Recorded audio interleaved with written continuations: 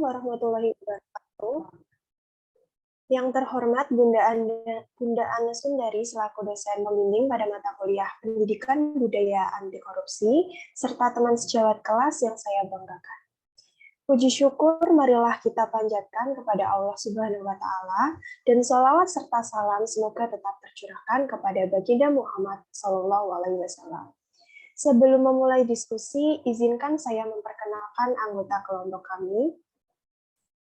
Yang pertama, Elhen Putri Syaika sebagai pemateri 3.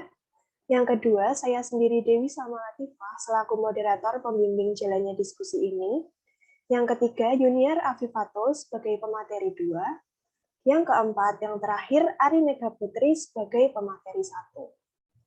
Adapun topik yang akan kita bicarakan pada diskusi kali ini, yaitu mengenai peran mahasiswa sebagai agen perubahan dalam gerakan anti korupsi, serta kegiatan penyuluhan anti korupsi yang meliputi, yang pertama, peran mahasiswa sebagai agen perubahan dalam gerakan anti korupsi, yang kedua, pelibatan mahasiswa dan gerakan anti korupsi, yang ketiga, konsep penyuluhan, yang keempat, merencanakan kegiatan penyuluhan, yang kelima, mengorganisasikan kegiatan penyuluhan, yang keenam, melaksanakan kegiatan penyuluhan, dan yang ketujuh, menyusun laporan kegiatan penyuluhan. Sedangkan rangkaian acara yang akan kita lewati dalam presentasi kali ini yaitu yang pertama sesi pembukaan, yang kedua sesi penyampaian dan penyajian materi, yang ketiga sesi tanya jawab, dan yang terakhir sesi penutup. Baik, langsung saja kita mulai ke sesi yang pertama, yaitu sesi pembukaan. Marilah kita mengucapkan bacaan basmalah bersama-sama. Bismillahirrahmanirrahim. Selanjutnya adalah sesi kedua, yaitu penyampaian dan penyajian materi. Bagi penyaji materi, waktu dan tempat saya persilahkan. Baik, terima kasih. Untuk yang pertama adalah peran mahasiswa sebagai agen perubahan dalam gerakan anti korupsi. Di lingkungan keluarga, internalisasi karakter anti korupsi di dalam diri mahasiswa dapat dimulai dari lingkungan keluarga. Kegiatan tersebut dapat berupa melakukan pengamatan terhadap perilaku keseharian anggota keluarga. Misalnya, apakah dalam mengendarai kendaraan bermotor bersama ayah atau anggota keluarga yang lain, peraturan lalu lintas dipatuhi, misal tidak berbelok atau berputar di tempat di mana ada larangan berbelok atau berputar. Yang kedua, apakah ketika berboncengan motor bersama kakaknya atau anggota keluarga yang lainnya tidak mengendari motor berlawanan arah. Yang ketiga, apakah penghasilan orang tua tidak berasal dari tindak korupsi. Dan yang keempat, apakah ada di antara keluarga yang menggunakan produk bajakan. Di lingkungan kampus, peran mahasiswa dalam gerakan anti korupsi di lingkungan kampus dapat dibagi ke dalam dua wilayah, yaitu yang pertama untuk individu mahasiswanya sendiri. Contohnya, seorang mahasiswa diharapkan dapat mencegah agar dirinya sendiri tidak berperilaku koruptif dan tidak korupsi. Yang kedua, untuk komunitas mahasiswanya. Seorang mahasiswa diharapkan dapat mencegah agar rekan-rekannya sesama mahasiswa dan organisasi kemahasiswaan di kampus tidak berperilaku koruptif dan tidak korupsi. Di masyarakat sekitar, hal yang sama dilakukan oleh mahasiswa atau kelompok mahasiswa untuk mengamati lingkungan masyarakat sekitar. Misalnya, apakah kantor-kantor pemerintah menjalankan fungsi pelayanan kepada masyarakat dengan sewajarnya? Yang kedua, apakah akses publik kepada berbagai informasi sudah didapatkan? Dan yang ketiga, apakah pelayanan publik untuk masyarakat miskin sudah memadai? Di tingkat lokal atau nasional. Dalam konteks nasional, peran seorang mahasiswa dalam gerakan anti korupsi bertujuan agar dapat mencegah terjadinya perilaku koruptif dan tindak korupsi yang masif dan sistematis di masyarakat. Mahasiswa dengan kompetensi yang dimilikinya dapat menjadi pemimpin atau leader dalam gerakan mahasiswa anti korupsi baik yang bersifat lokal maupun nasional.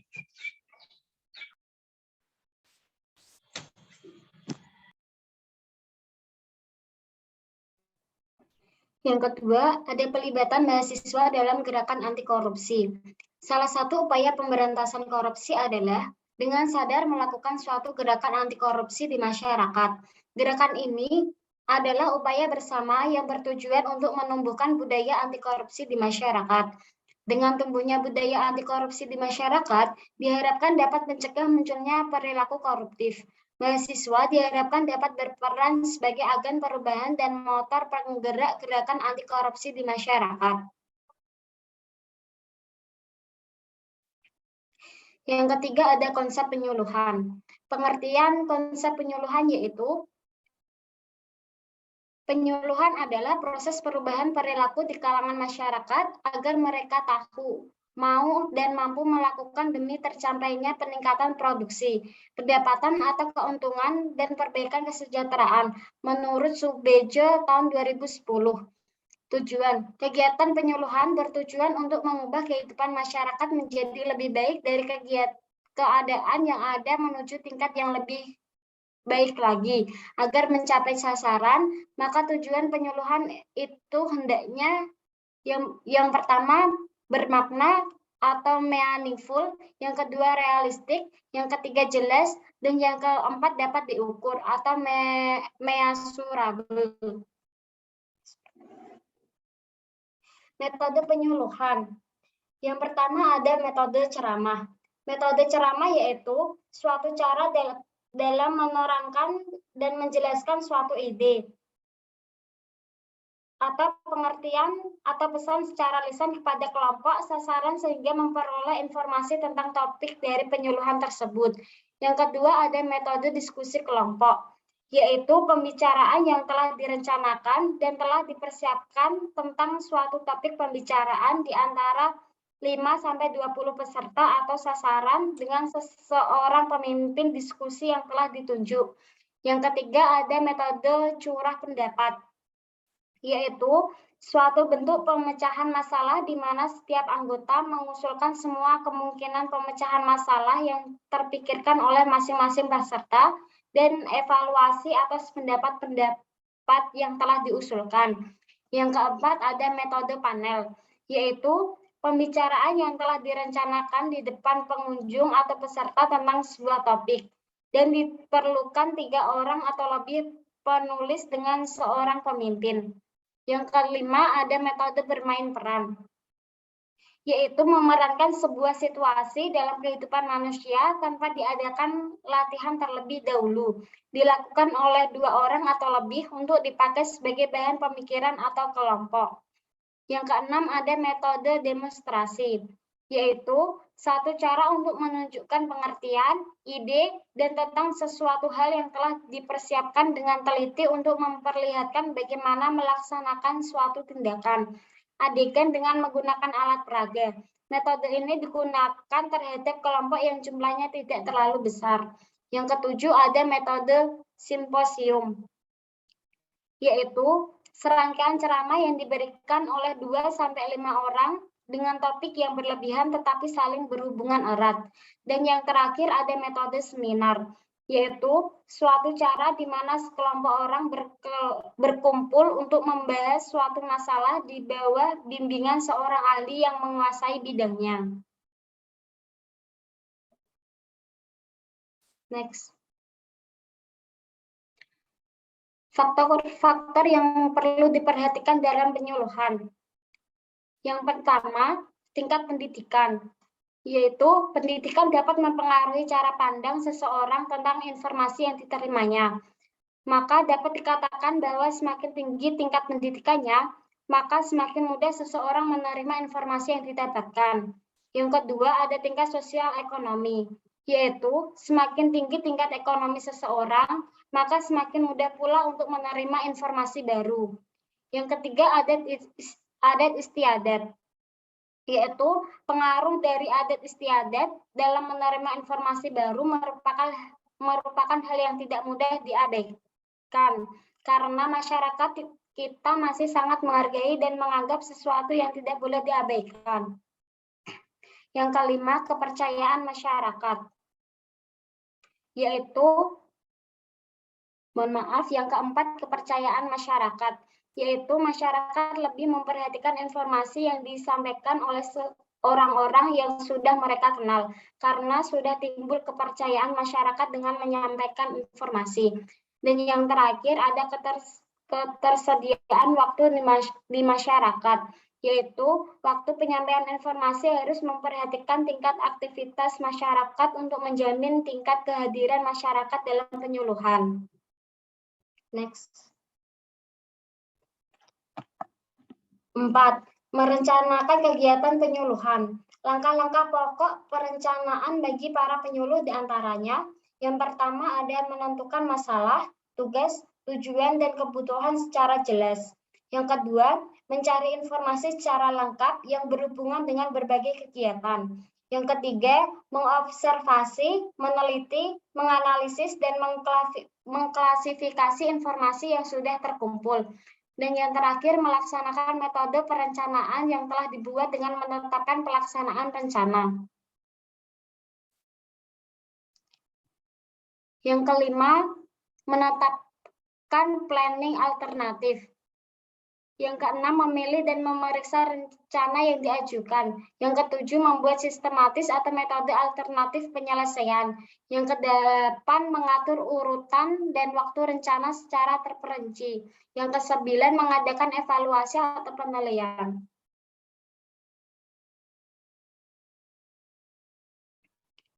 Lima, mengorganisasikan kegiatan penyuluhan.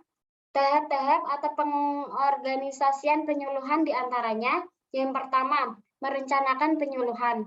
Yang kedua, mengorganisasikan penyuluhan. Yang ketiga, melaksanakan penyuluhan. Yang keempat, mengevaluasi kegiatan penyuluhan. Yang kelima, membuat laporan kegiatan. Yang keenam, menerapkan K3 dalam penyuluhan. Dan yang terakhir, mengenai menangani konflik yang muncul dalam penyuluhan.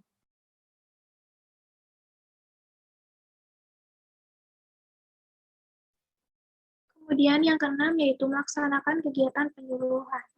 Pelaksanaan penyuluhan harus disesuaikan dengan perencanaan yang telah dibuat.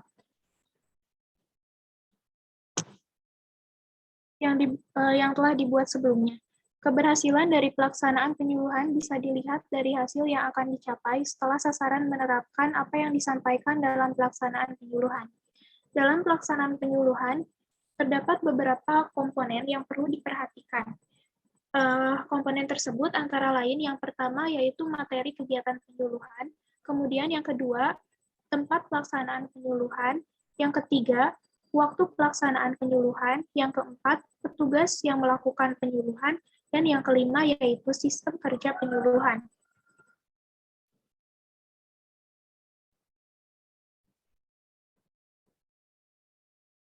Kemudian yang ketujuh ada menyusun laporan kegiatan penyuluhan.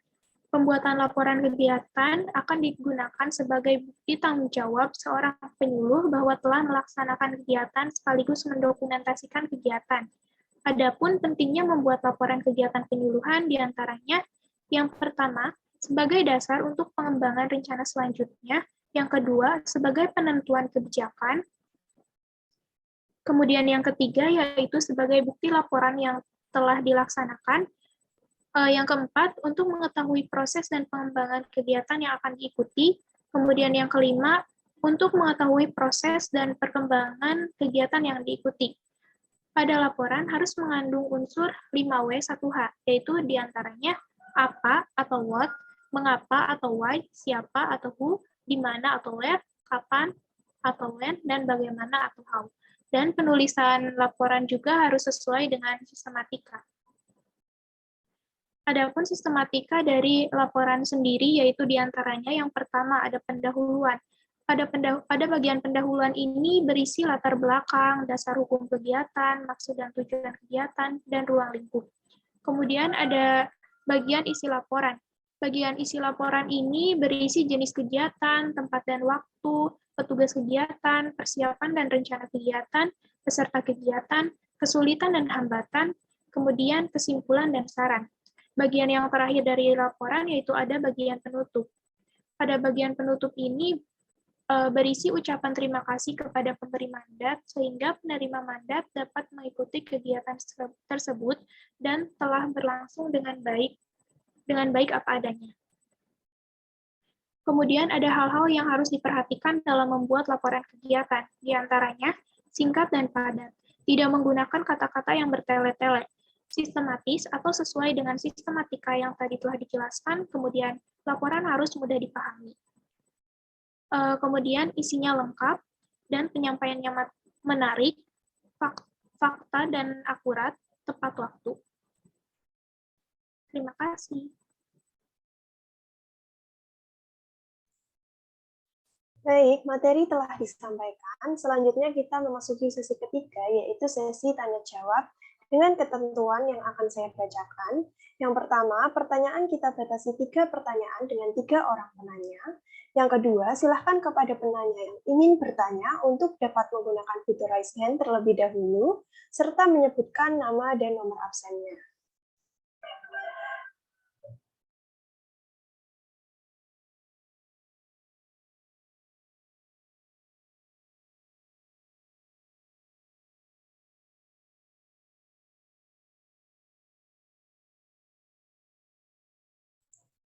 Baik, langsung saja untuk penanya yang pertama, Mbak Dewi Puspa Aprilia, waktu dan tempat saya persilahkan. Baik, terima kasih kepada moderator atas kesempatan yang sudah diberikan pada saya. Sebelumnya, perkenalkan, saya Dewi Puspa Aprilia, nomor absen 54, izin bertanya kepada kelompok. Tadi kelompok sudah menyebutkan, untuk dapat berperan aktif, mahasiswa perlu dibekali dengan pengetahuan yang cukup tentang seluk-beluk korupsi dan pemberantasannya. Nah, bagaimana upaya agar pembekalan tersebut dapat dilakukan kepada mahasiswa? Apakah pertanyaan saya sudah cukup jelas? Sudah, Mbak Dewi Puspa, terima kasih atas pertanyaannya. Kemudian selanjutnya untuk pertanyaan yang kedua, Mbak Gina Nabila, waktu dan tempat saya persilahkan. Izin masuk. Sebelumnya, terima kasih kepada moderator atas kesempatannya. Perkenalkan, saya Gina Nabila, nomor absen 18, izin bertanya. Tadi kelompok sudah menyebutkan beberapa...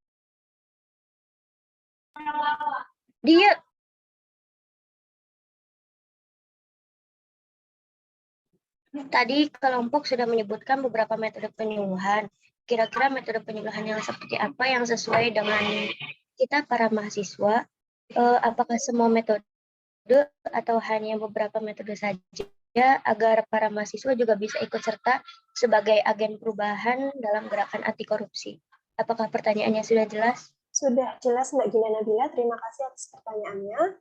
Kemudian untuk penanya yang ketiga, Mbak Isna Ratul Fitria, waktu dan tempat saya persilahkan. Baik, Assalamualaikum warahmatullahi wabarakatuh. Terima kasih atas kesempatannya, moderator. Perkenalkan, nama saya Isna Ratul Fitria, nomor absen 48. Saya izin bertanya, tadi kan kelompok sudah memaparkan materi tentang peran mahasiswa sebagai agen perubahan dalam gerakan anti korupsi dan kegiatan penyuluhan anti korupsi. Jika di wilayah tempat tinggal kalian atau bahkan di keluarga kalian terdapat sebuah tindakan korupsi, tindakan apa yang akan kalian lakukan sebagai mahasiswa? Dan dari sekian banyak metode penyuluhan, menurut kelompok, metode mana yang paling ampuh diterima oleh masyarakat? Apakah sudah dapat dipahami? Sudah, Mbak Isna Ratul Fitria, terima kasih atas pertanyaannya. Baik, pertanyaannya kami tampung terlebih dahulu. Kami mohon beri kami waktu untuk mencari jawabannya.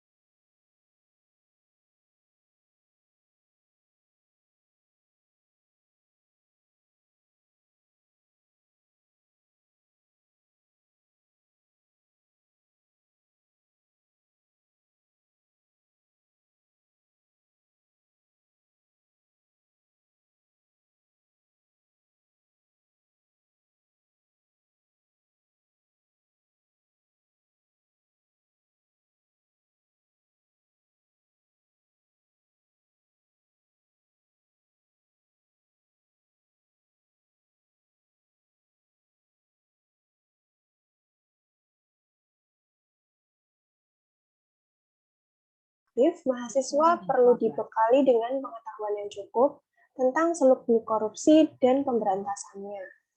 Nah, bagaimana cara melakukan upaya pembekalan tersebut kepada mahasiswa? Jadi pendidikan anti korupsi bagi mahasiswa itu bertujuan untuk memberikan pengetahuan yang cukup tentang seluk-beluk korupsi dan pemberantasannya, serta diharapkan dapat menanamkan nilai-nilai anti korupsi dalam diri mahasiswa. Nah, tujuan jangka panjangnya adalah menumbuhkan budaya anti korupsi di kalangan mahasiswa dan juga mendorong mahasiswa untuk dapat berperan serta aktif dalam upaya pemberantasan korupsi di negara kita. Untuk upaya pembekalan mahasiswa sendiri yang dapat ditempuh, yaitu dengan berbagai cara, antara lain melalui kegiatan sosialisasi, kampanye, seminar, atau perkuliahan seperti ini. Bagaimana Mbak Dewi Puspa, apakah jawaban saya bisa diterima? Baik, bisa Mbak Salma, terima kasih. Sama-sama. Selanjutnya, untuk pertanyaan kedua dari Mbak Gina Nabila akan dijawab oleh Mbak Yuniar Afifatul. Waktu dan tempat saya persilahkan. Terima kasih moderator atas waktunya. Izin menjawab pertanyaan dari Mbak Gina Nabila, yaitu metode penyuluhan apa yang sesuai untuk mahasiswa, yaitu semua metode. Karena dengan semua metode, kita sebagai mahasiswa dapat ikut berperan dalam penegakan anti korupsi, dan dengan semua metode juga apa yang kita sampaikan untuk melakukan penyuluhan di masyarakat, kampus, dan di lingkungan terbuka akan lebih mudah untuk diterima. Dan seperti yang sedang kita lakukan saat ini, yaitu misalnya dengan seminar, di situ kita bisa mulai berperan dalam penegakan anti korupsi, baik di kalangan mahasiswa ataupun di masyarakat. Apakah jawaban saya bisa diterima, Mbak Gina? Sudah, terima kasih atas jawabannya Mbak Yunia. Sama-sama. Selanjutnya untuk pertanyaan yang terakhir, pertanyaan dari Mbak Isna Ratu Fitria akan dijawab oleh Mbak Elhen Putri Syaika. Waktu dan tempat saya persilahkan. Izin masuk, terima kasih kepada moderator atas waktu dan tempatnya. Di sini saya Elhen Putri Syaika akan menjawab pertanyaan dari Mbak Isna Ratu Fitria, yaitu jika di wilayah tempat tinggal kita atau bahkan di keluarga kita terdapat sebuah tindakan korupsi, tindakan apa yang akan dilakukan sebagai seorang mahasiswa, dan dari sekian banyak metode penyuluhan, menurut kita metode yang mana yang paling ampuh diterima di masyarakat. Baik, dalam masyarakat, peran mahasiswa adalah sebagai kontrol sosial. Mahasiswa dapat melakukan peran preventif terhadap korupsi dengan membantu masyarakat dalam mewujudkan ketentuan peraturan yang adil dan berpihak pada rakyat yang banyak, sekaligus mengkritisi peraturan yang tidak adil dan tidak berpihak pada masyarakat. Mahasiswa juga dapat melakukan peran edukatif dengan memberikan bimbingan dan penyuluhan kepada masyarakat, baik pada saat melakukan kuliah kerja lapangan mengenai masalah korupsi.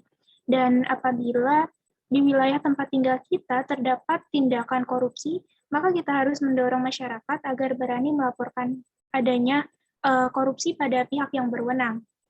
Selain itu, mahasiswa juga dapat melakukan strategi investigatif dengan melakukan pendampingan kepada masyarakat dalam upaya penegakan hukum terhadap pelaku korupsi, serta melakukan tekanan kepada aparat penegak hukum untuk bertindak tegas terhadap pelaku tindak pidana korupsi.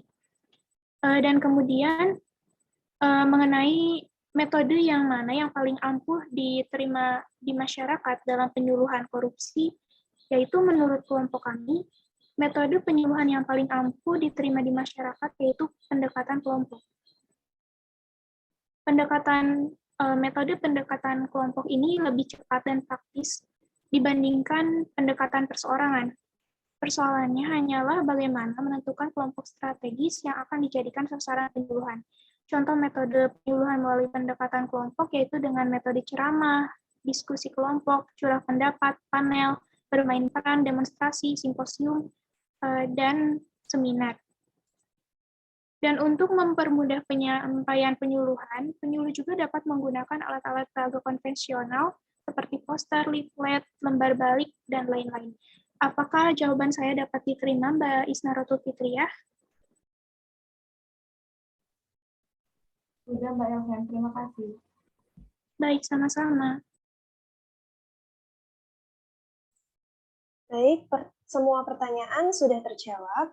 Selanjutnya kita memasuki sesi terakhir, yaitu sesi penutup. Saya akan membacakan kesimpulan materi hari ini.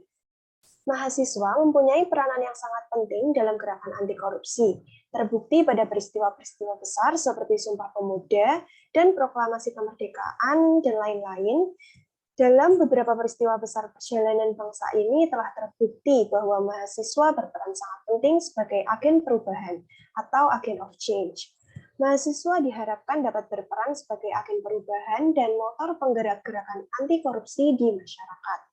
Untuk dapat berperan aktif, mahasiswa perlu dibekali dengan pengetahuan yang cukup tentang seluk-beluk korupsi dan pemberantasannya. Yang tidak kalah penting, untuk dapat berperan aktif, mahasiswa juga harus dapat memahami dan menerapkan nilai-nilai anti korupsi dalam kehidupan sehari-hari. Penyuluhan adalah suatu kegiatan mendidik sesuatu kepada individu atau kelompok, memberi pengetahuan, informasi-informasi, dan berbagai kemampuan agar dapat membentuk sikap dan perilaku hidup yang seharusnya. Kegiatan penyuluhan bertujuan untuk mengubah kehidupan masyarakat menjadi lebih baik dari keadaan yang ada menuju tingkat yang lebih lagi. Perubahan kehidupan yang dimaksud mencakup setiap bidang dari segala segi dan dalam semua lapangan. Baik, demikian tadi presentasi dari kelompok kami. Semua rangkaian telah selesai, mari kita mengucapkan hamdalah bersama-sama. Alhamdulillahirrahmanirrahim. Saya sebagai moderator memohon maaf atas ketidaknyamanan dan kesalahan yang saya dan kelompok saya lakukan selama diskusi ini berlangsung. Billahi taufiq wal hidayah, wassalamualaikum warahmatullahi wabarakatuh. Waktu sepenuhnya saya kembalikan kepada Bunda Ana Sundari.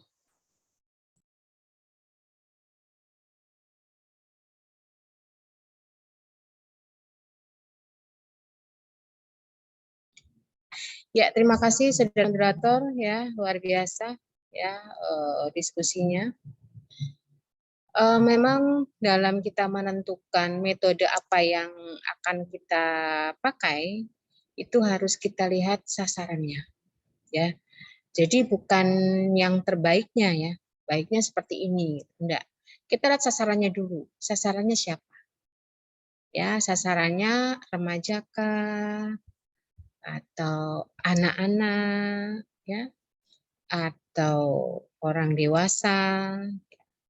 Kemudian juga dilihat lagi latar belakang sasaran yang kita akan jadikan apa ya, peserta suluhnya ya. Dia latar belakangnya apa? Pendidikannya ya, gitu.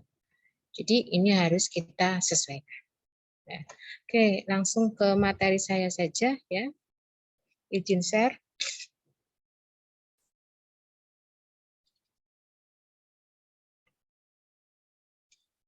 Yang pertama saya akan mengulas kembali terkait dengan peran Anda selaku mahasiswa.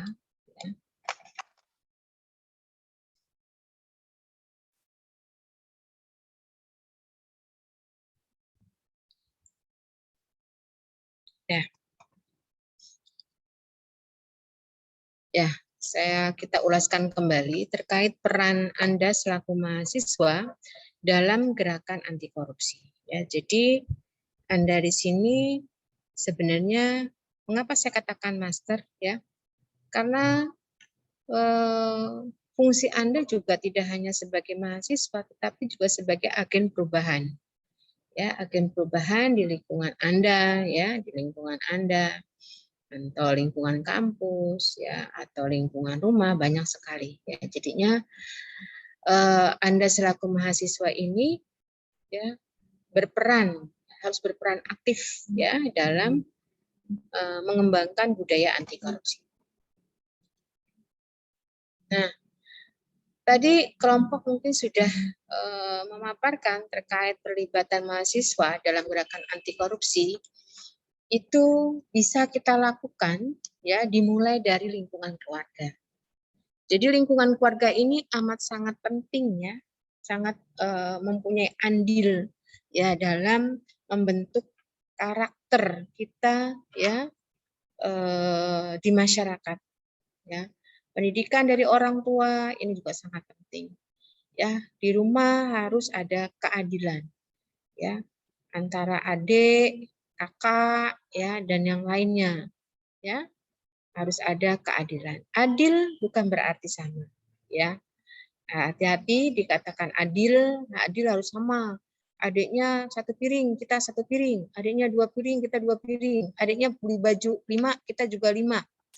Nah, ya. Baju lebaran adik itu 10, masa saya cuma 1 ya. Padahal 1 harganya sama juga dengan 10 baju, ya enggak? Nah, itu. Terus sekolah juga gitu. Saya harus seperti ini. Nah, itu. Jadi saya katakan lagi adil bukan berarti sama. Ya. Adil bukan berarti sama, apalagi Anda misalnya kok hanya 1 baju, ya biaya sekolahnya Anda aja cukup tinggi gitu ya, cukup mahal ya dibandingkan adik Anda yang masih sekolah dasar misalnya. Ya kan? Jadinya adil itu belum bertentu sama, ya. Gitu. Nggak harus sama, adil itu nggak harus sama. Oke. Nah, bagaimana di lingkungan keluarga? Di lingkungan keluarga ini sangat penting memang menanamkan nilai-nilai anti korupsi dalam diri. Banyak ya sebenarnya contohnya ya. Ada yang bisa mencontohkan bagaimana menanamkan nilai anti korupsi dalam diri? Dewi Salma? Apa contohnya? Apa contohnya Dewi Salma?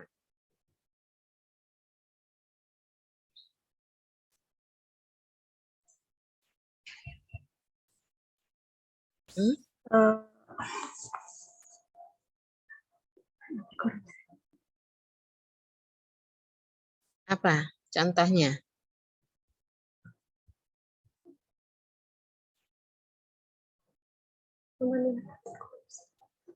Ya. Gimana? Seperti dimulai dari kewajiban kita, misalnya menyerahkan tugas tepat waktu gitu, Bunda. Jadi disiplin. Disiplin ya, penanam nilai anti korupsi. Tetapi kalau di lingkungan keluarga, kalau di lingkungan keluarga ini lingkungannya masih lingkungan keluarga, bagaimana menanam nilai anti korupsi dalam diri di lingkungan keluarga? Misalnya kalau di keluarga saya itu kayak ada pembagian tugas gitu kan, Bunda. Kayak misalnya biasanya saya nyapu atau ngepel, terus adik saya yang cuci piring. Nah, itu mungkin selalu dikerjakan, selalu gitu dikerjakan juga. Ya, benar ya. Jadinya contohnya itu penanaman nilai anti korupsi dalam diri.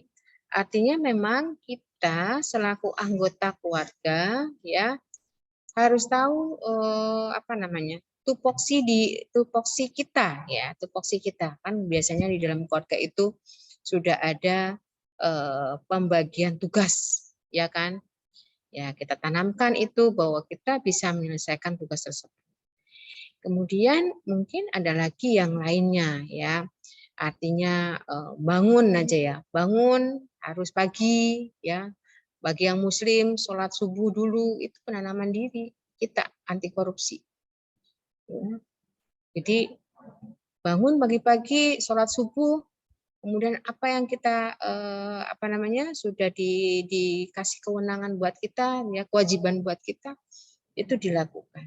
Nah, kalau bicara kewajiban, ya, ini semua tiap anggota itu harus sadar untuk menjalankannya. Jadi kewajiban dan hak ini harus balance. Jangan hanya haknya saja, jangan hanya kewajibannya saja. Ya menderita kalau wajibnya terus kita ini kan ya kita nggak dapatkan hak kita. Ya Hak seorang anak apa? Hak seorang anak adalah disayangi, dicintai, diperhatikan, disekolahkan, dididik, ya. Kemudian banyak sekali ya hak-haknya. Tetapi jangan juga atau harus kita mengindahkan juga kewajiban kita. Kewajiban seorang anak itu apa di dalam lingkungan keluarga? Ya, belajar, ya, sopan santun dengan orang tua, wajib tuh, ya. Kemudian apa namanya? Ya intinya adalah ajaran-ajaran yang sudah diterapkan dalam agama kita ya, semua agama ya seperti itu. Jadi hak dan kewajiban harus balance. Mendukung dan memfasilitasi sistem yang ada. Nah, sistem yang ada gimana di lingkungan keluarga? Contohnya apa, Sofi? Contohnya apa? Mendukung dan memfasilitasi sistem yang ada di lingkungan keluarga ya. Contohnya apa?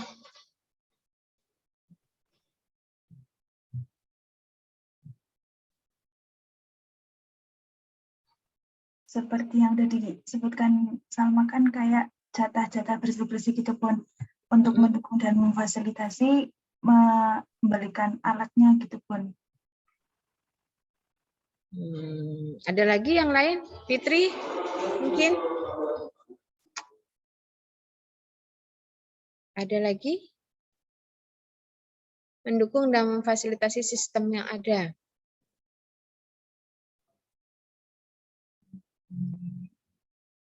Ya, artinya kita mendukung peraturan-peraturan ya, aturan-aturan keluarga yang ada ya.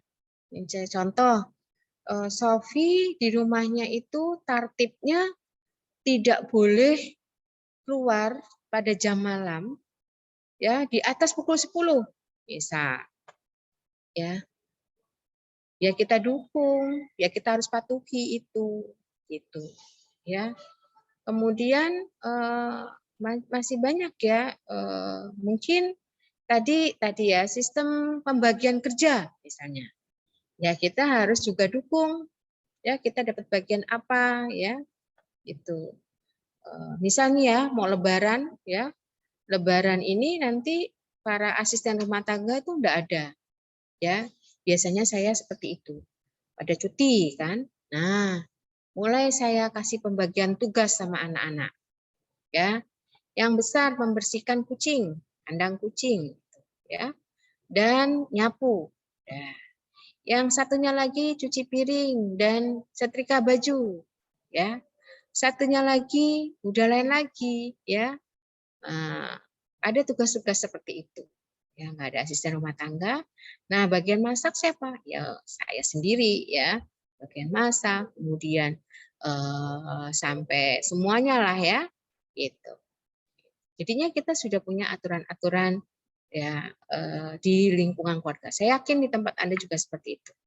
Membuat daftar cek untuk mengidentifikasi tumbuhnya integritas. Nah, ini. Dulu saya membuat cek ini. Jadi, misal, contoh, sholat subuh pukul berapa? Sholat apa tidak? Ya. Atau tidak? Tidak, kenapa? Misalnya. Kemudian checking lagi, belajar atau tidak? Nah, belajar. Tidak, kalau tidak kenapa? Nah, males. Alasannya tidak, males. Tiap hari ya males terus ya. Gitu. Kemudian apalagi? Jujur apa tidak hari ini? Bohong. Nah, nggak jujur misalnya. Tidak. Tidaknya kenapa alasannya? Ya. Ada aja alasannya. Lah itu nanti dirangkum dalam 1 bulan, ya. Anda sudah melakukan integritas belum? Jadi fakta integritasnya itu banyak kan, dari jujur, disiplin, tanggung jawab, ya, berani, ya, dan sebagainya lah. Berani bukan berani menyentak orang tua ya, berani ya ngamuk-ngamuk sama mamahnya, ya enggak ya. Jadi berani sini adalah membicarakan atau mengungkapkan yang kebenaran ya. Ya itu jadinya kita mulai sekarang ini kalau kita mau berhasil membuat checklist ya, checklist terkait integritas. Saya yakin deh sukses semua satu kelas. Beneran. Misalnya belajar, ya belajar tidak, iya apa tidak? Nah, kalau Anda bilang ya padahal tidak, berarti kan Anda sudah berbohong, nggak jujur berarti, ya kan? Nah, udah ada dua item yang dilanggar, gitu, ya. Coba Anda membuat integritas. Kalau saya dulu membuat integritas banyak banget, ya itemnya itu 1 bulan dicontreng, itu. Pertama ini sholat. Nah, sholat yang sunnah dan sholat wajibnya. Contreng di kanian, contreng. Nah, baru yang lainnya, ya, dibikin checklist. 1 bulan lihat rapotnya. Nggak usah bohong, kalau emang nggak ngerjakan, tulis nggak ngerjakan. Itu. Ya, nanti direkap 1 bulan, apa nilai yang kurang bagus. Nah, baru kenapa kok kurang baik, gitu. Kita introspeksi diri, ya. Saya yakin bisa di Anda tuh. Ya. Ini checklist ini tidak hanya integritas saja. Bisa checklist ini terkait dengan kegiatan Anda dalam mensupport atau memotivasi semangat kuliah. Nah, apa yang ingin dicapai? Saya IPK harus 3,50 di semester 2. Apa misinya? Nah, itu visinya ya. Misinya apa? Belajar berapa jam? Tuh. Tapi memang harus yang berkualitas ya. Kalau misal 2 jam, yang 1 jamnya lihat ituan apa namanya? Misal suruh ngeresum, akhirnya kena ke artikel yang cukup menarik. Anda bacanya artikel itu yang padahal nggak ada kontribusinya misalnya ya terhadap pemahaman dari pembelajaran. Nggak boleh dibaca, boleh, tetapi ngepasi itu ya lebih gimana ya? Lebih fokus. Ya. Gitu. Kayak dulu saya masih anak-anak, itu saya nggak fokus. Saya senangnya dongeng. Jadi pada saat belajar saya lama memangnya, tetapi yang tak baca sebagian dongengnya. Gitu. Jadi kalau lagi dilihat, lagi dievaluasi sama kakak, biasanya karena saya anak kecil, anak yang paling kecil, itu kok sih semangat sekali nih membaca ya. Ternyata di bawah bacaannya itu di belakangnya ini, depannya ini sejarah misalnya. Tetapi di dalamnya bukan sejarah. Itu jangan dicontoh ya. Nah, itu saya itu. Ya, depannya tuh sejarah. Serius banget nih adik saya ya baca sejarah. Ternyata di dalamnya komik ya. Komik yang lucu-lucu itu loh. Saya senang sekali dulu ya. Ya, itu. Nah, itu jangan ditiru ya. Perilaku yang kurang menguntungkan, ya, kurang bagus. Ya, kemudian di lingkungan kampus. Nah, sekarang karena Anda ini mahasiswa. Ya, di mahasiswa ini merupakan rumah kedua kampus itu, ya. Rumah pertama itu di rumah kedua itu di kampus, dan juga sayangnya sekarang pandemi. Anda nggak di asrama ya. Oh, di asrama, oh senang sekali ya, heboh. Ya Mas, teman-teman kita banyak di situ ya, bisa mandi bareng, nyuci bareng, ngobrol ya, saling bertukar pikiran gitu ya. Mas, pokoknya enak di lingkungan asrama sebenarnya ya, daripada di rumah ya tentunya ya. Ya walaupun kalau soal makan segala macam enak di rumah ya, kalau di asrama kan kita mencari sendiri. Tetapi disiapkan sama ibu dapur ya, ibu dapur menyiapkan. Oke, di lingkungan kampus itu ada wilayah individu dan ada wilayah kelompok mahasiswa. Ya, kalau di wilayah individu di sini ya harus menyadari perilaku agar tidak terjebak pada praktek korupsi. Nah, ini contohnya Anda harus yakin ya, Anda selaku individu jangan ikut-ikutan sama teman. Ada mungkin ya oknum gitu ya, satu individu ini yang kurang baik. Anda jangan mengikuti ya. Kemudian harus sadar juga ya, oh itu merupakan tindakan yang kurang baik. Harus Anda sadar itu. Saya tidak boleh seperti itu. Kemudian ada wilayah kelompok mahasiswa. Nah, kelompok mahasiswa biasanya kan ada geng ya. Ya toh? Punya geng nggak? Hah? Nggak punya. Oh, saya dulu punya geng. Ya, jadi saya punya 5 kelompok ya, dulu saya punya geng, tapi perempuan semua sih, ya. perempuan semua. Geng ini, waduh, geng yang sangat ditakuti, ya. Yang sangat ditakuti. Jadi kita tuh kalau lima orang ini pasti diandalkan oleh guru dulu, ya. Jadi kita punya geng. Nah, di geng ini ya harus bisa saling mengingatkan, harus saling bisa mengontrol perilaku teman kita yang kurang baik, gitu. Ya, justru geng ini adalah geng di mana mempunyai visi dan misi yang jelas, ya, sama-sama menjadi kelompok yang sangat disegani ya sama teman-teman, sehingga menjadi contoh malahan role model untuk kelompok lainnya, gitu, ya. Jadinya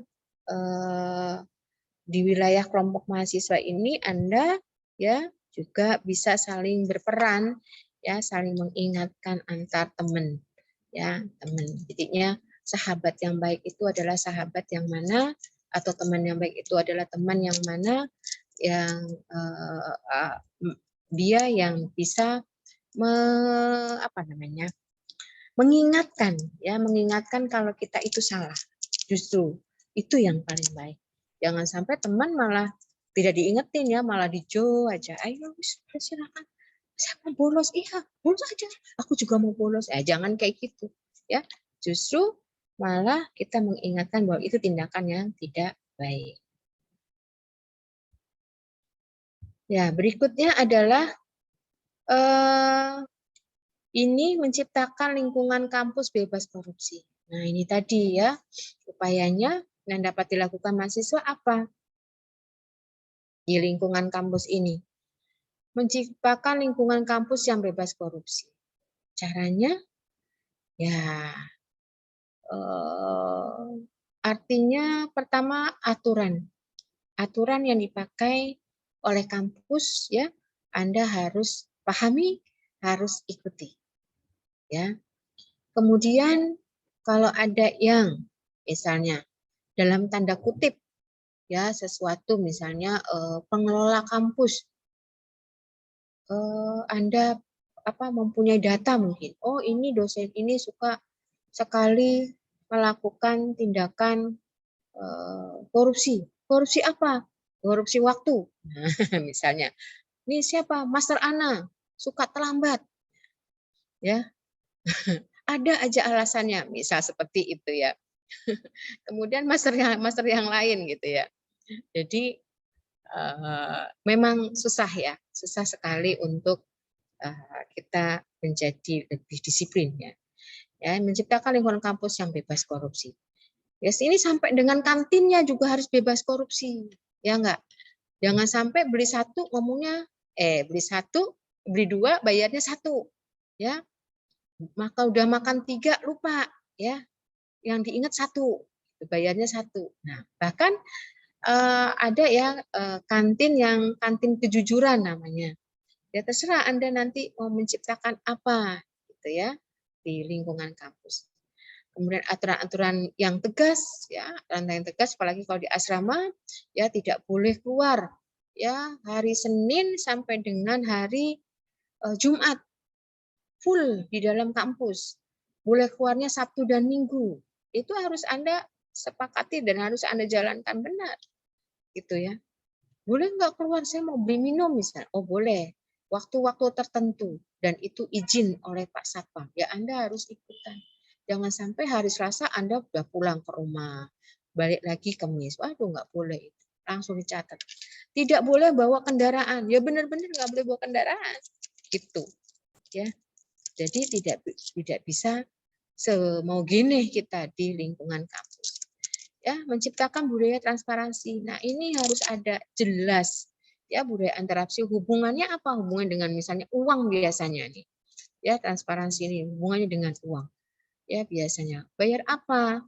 Misalnya bayar buat praktek berapa? 1,5 juta. Jelas ya.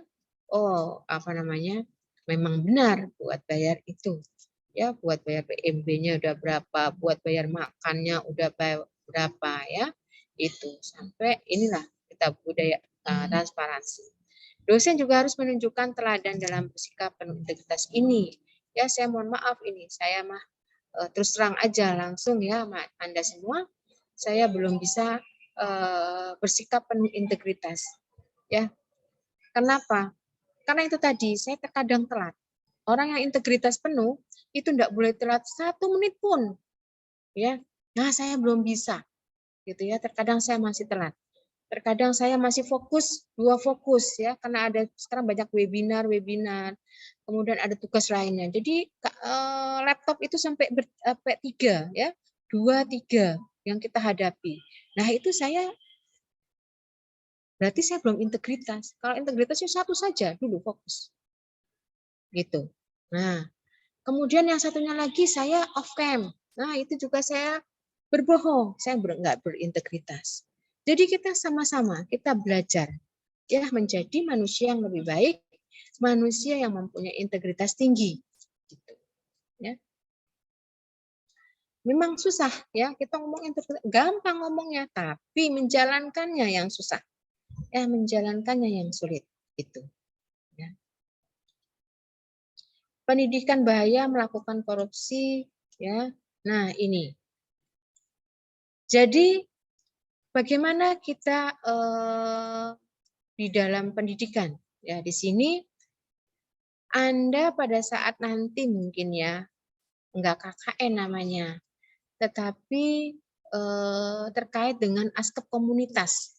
Nanti ada askep komunitas, Anda langsung ke masyarakat, ya. Tadi tidak di klinik, tapi di masyarakat. Di situ nanti kita bisa melakukan terkait dengan mensosialisasikan ya gerakan anti korupsi. Oleh karenanya saya itu kenapa Anda ingin melakukan penyuluhan itu di masyarakat atau di anak-anak itu sebagai dasar ya di awal ya sebelum Anda memang terjun langsung di tengah-tengah masyarakat lain ya. Kalau ini kan masyarakat di tempat tinggal Anda kan udah kenal ya, kalau yang belum kenal itu kan agak susah lagi ya. Ya itu. Kemudian terkait dengan menciptakan kegiatan kreatif gitu ya. Nah, kegiatan kreatif di lingkungan Anda, di lingkungan masyarakat atau pada saat praktek ya askep komunitas ini. Berikutnya apalagi menjadi alat pengontrol terhadap kebijakan pemerintah. Jadi Anda ya banyak ya kemarin kita lihat mahasiswa pada demonstrasi ya di gedung DPR yang tadinya mau di Istana Merdeka ya di Istana Kepresidenan, tetapi dipindah ya di gedung DPR. Nah, di sini kita bukan hanya demonstrasi saja, tetapi lebih paham ya apa yang akan kita utarakan terhadap pemerintah ya terkait dengan kebijakan apa nih pemerintah, baik itu eksekutif, legislatif ya maupun yudikatif ya. Misal kemarin terkait apa ya mahasiswa itu demonstrasinya pemilihan presiden ya kalau nggak salah ya. Ada yang baca tidak boleh lagi pemilihan presiden itu cukup 2 kali saja, 2 periode, ya. Gitu. Nah, maksud saya ya itu baik ya, tapi harus jelas juga ya apakah memang benar beritanya seperti itu. Jadi hati-hati Anda melakukan perubahan ya, benar-benar harus dilihat, harus dicermati, harus punya data dukung benar apa tidak yang akan kita kontrol ini ya terkait dengan kebijakannya gitu. Ya, kemudian bagaimana di masyarakat sekitar? Nah, di masyarakat sekitar juga kita mempunyai kontribusi ya terkait dengan strategi perbaikan sistemnya ya. Misal Anda di masyarakat sebagai remaja itu remaja masjid ya atau juga Karang Taruna. Nah, di sini biasanya dulu saat saya di desa, di bidan desa, itu remaja kita undang di dalam pemantauan dana yang kita keluarkan. Misal ya, dana desa mendapatkan berapa puluh juta, diperuntukkan untuk apa saja. Nah, itu remaja juga dipanggil ya, selain harus mengetahui juga mungkin ada kegiatan lain yang membutuhkan biaya khusus yang di remaja. Kemudian di tingkat lokal dan nasional, ya ini juga mahasiswa bisa berkontribusi dalam gerakan, ya. Jadi mencegah perilaku korup dan budaya korupsi di masyarakat sebagai leader baik di lokal maupun nasional. Ya. Nah ini di lingkungan kampus ya, di luar kampus ya, terkait dengan dukungan terhadap kegiatan BEM ya, itu juga. Kemudian di BEM itu bagaimana, adakah tercium aroma korupsi di situ ya, nggak jelas aturannya, kemudian pengeluaran keuangannya juga tidak jelas. Nah ini juga Anda selaku mahasiswa bisa berkontribusi memerangi ya hal-hal yang kurang baik ya.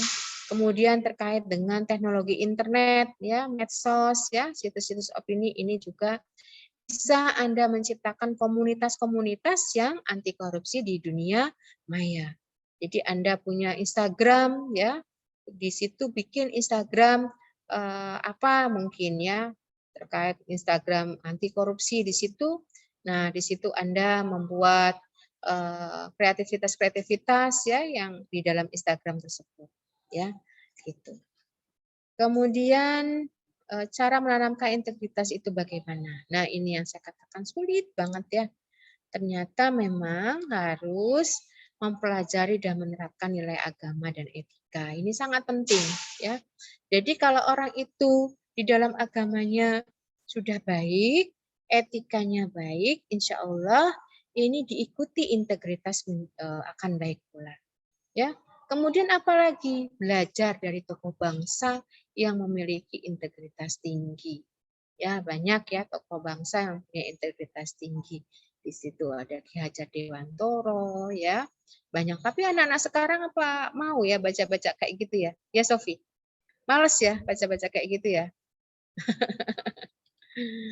Ya, itu ya harus kemudian berlatih dari hal-hal yang kecil. Ini yang saya katakan kita membuat checklist ya, kemudian apa saja hal-hal yang kecil sepele ya.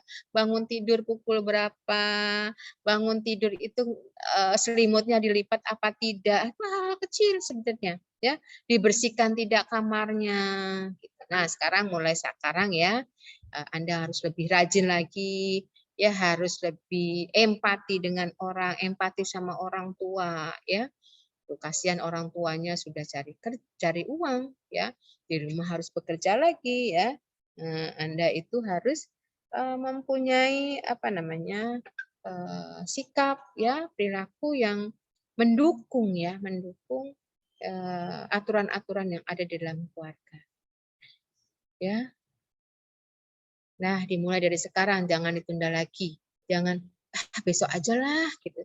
Sekarang masih puasa, males banget gitu ya, kerja tuh males ya. Disuruh orang tua, aduh males, semua males. Panas mah gitu ya. Aduh, ini ada materi mah, aduh nggak bisa melakukan. Nah, itu ada aja alasannya ya. Nah, itu kalau bisa ayo kita bareng-bareng bersama-sama memperbaiki diri ya, dari hal yang sepele ya, dari hal yang kecil kita rubah ya. Oke, ini terkait dengan tugas mahasiswa persiapan penyuluh tentang budaya anti korupsi. Berikutnya sudah berubah belum? Belum ya, masih yang lama ya? Belum, Bunda. Belum. Belum ya? Oke, sebentar.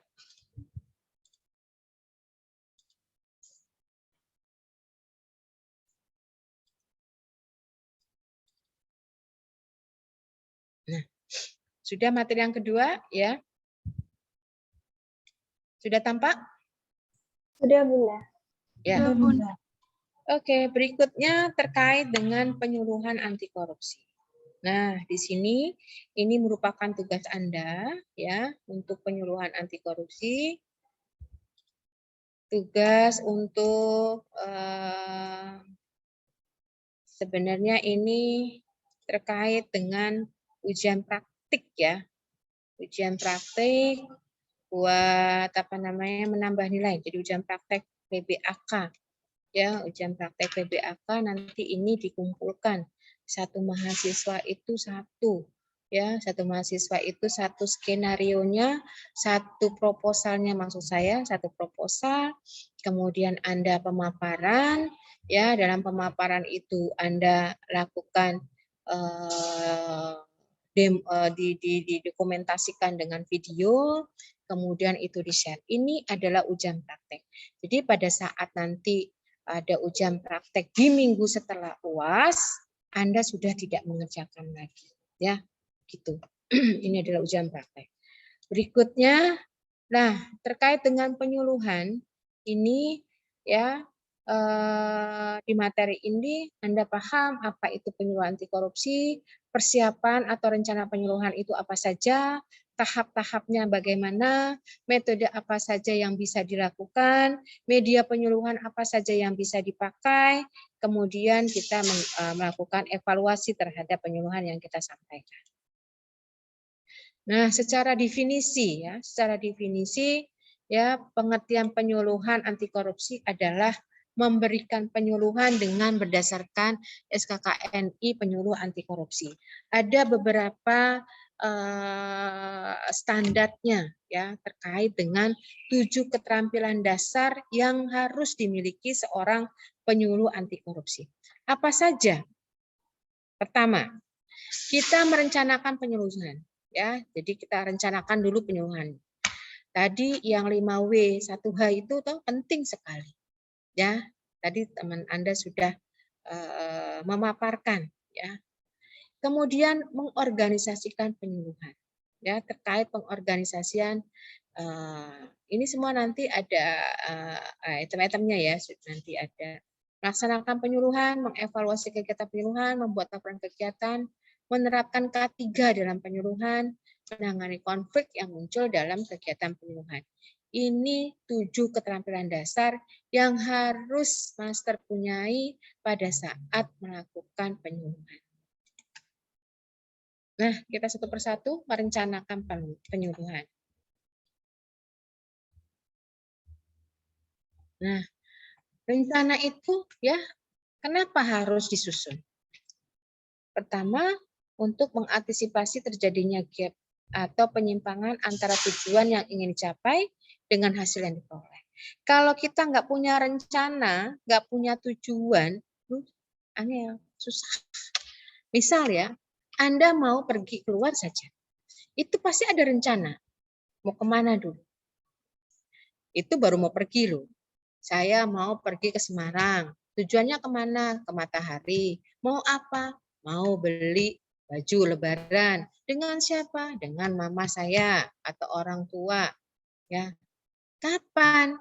Hari Minggu. Itu aja udah ada ya 5W1 gitu. Jadi untuk apa? Untuk agar apa yang kita ingini ya itu sesuai gitu. Ya. Kalau kita nggak punya planning susah ya. Kemudian perencanaan yang baik akan mampu memberikan jaminan terhadap pencapaian mutu hasil penyuluhan. Nah, jadinya kita rencanakan dulu ya, tadi di PowerPoint-nya kelompok sudah ada juga ya. Rencanakan dulu. Kemudian apa itu perencanaan penyuluhan anti korupsi? Nah, di sini terkait dengan pemilihan dan penetapan metode dan langkah-langkah pembelajaran yang interaktif sesuai dengan tujuan, materi, dan kelompok sasaran. Ini yang saya katakan. Tadi kelompok ada yang tanya, ya audiens, metode apa yang baik? Ya, metode apa yang baik dilakukan? Ya, kalau menurut saya adalah ya ini tadi, metode atau langkah-langkah pelajaran yang interaktif sesuai dengan tujuannya, sesuai dengan materinya, sesuai dengan kelompok sasarannya. Kalau sasarannya misalnya anak-anak, kita kasih penyuluhan seperti orang dewasa membosankan, ya ditinggal sama anak-anaknya, ya enggak?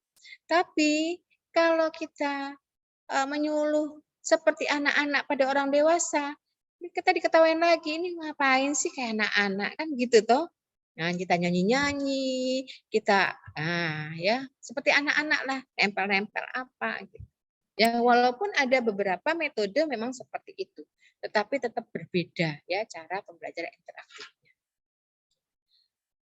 Kemudian mengorganisasikan penyuluhan. Ya. Mengorganisasikan penyuluhan yang bagaimana? Ya, jadinya terkait dengan waktunya, tempatnya, pelaksanaan penyuluhannya, serta menyiapkan bahan ajar dan media pembelajaran yang dibutuhkan. Jadi mempunyai kerangka acuan kerja. Dalam artian di sini apa? Yaitu tadi berbentuk proposal ya, berbentuk proposal. Ya, jadinya waktunya kapan, tempatnya di mana, pelaksanaannya ya bagaimana, menyiapkan bahan ajarnya, materi yang akan kita sampaikan tuh apa sih? Nah, kemudian pakai media apa toh gitu. Nah, itu adalah kerangka kerja. Ya, kerangka acuan kerja.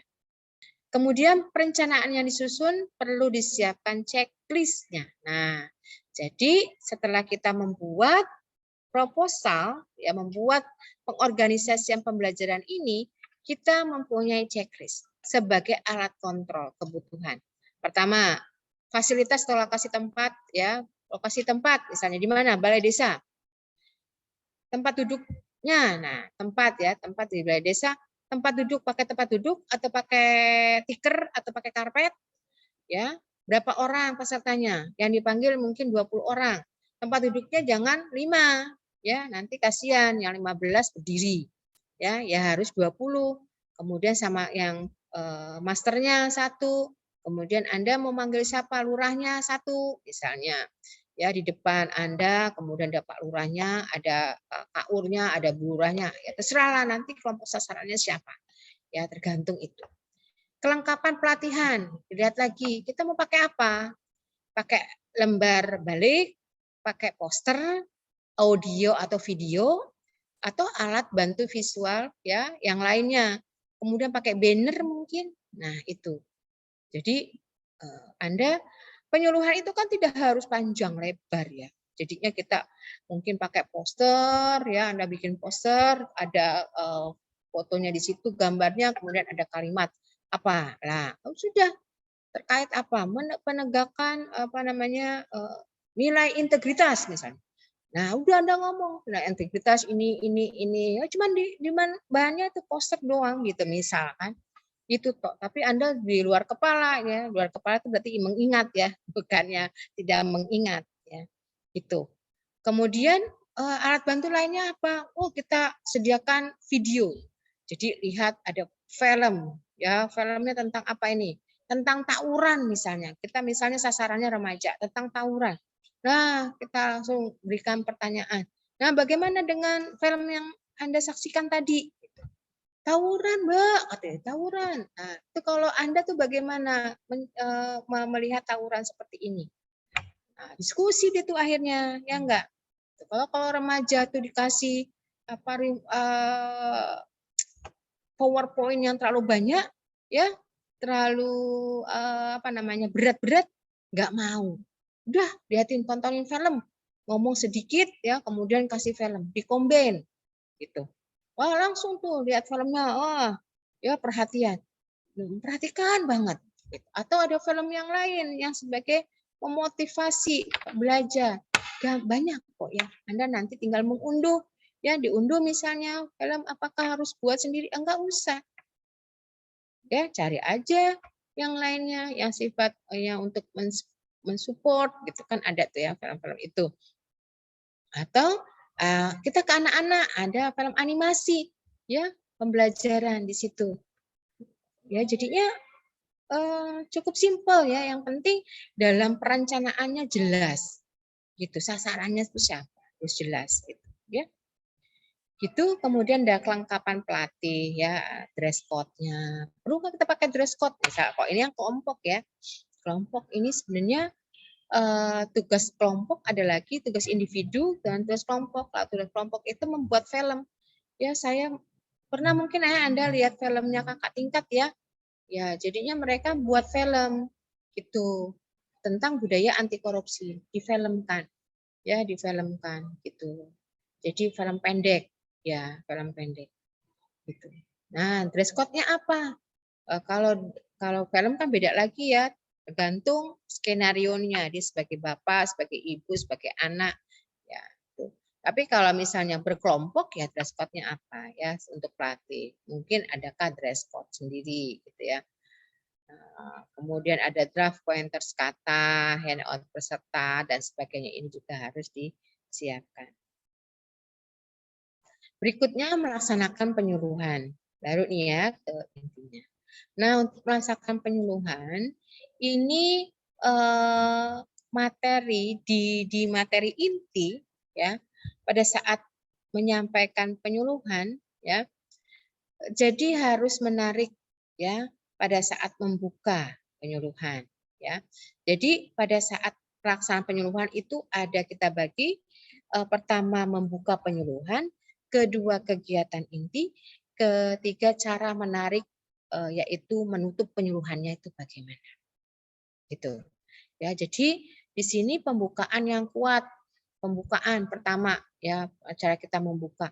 Jadi kalau membuka itu kita juga lihat sasarannya juga ya. Ya, tapi kalau assalamualaikum saya kira semua yang bagi yang muslim ya. Ya, assalamualaikum warahmatullahi wabarakatuh. Selamat pagi, misalkan anak-anak, selamat pagi gitu ya. Beda kan?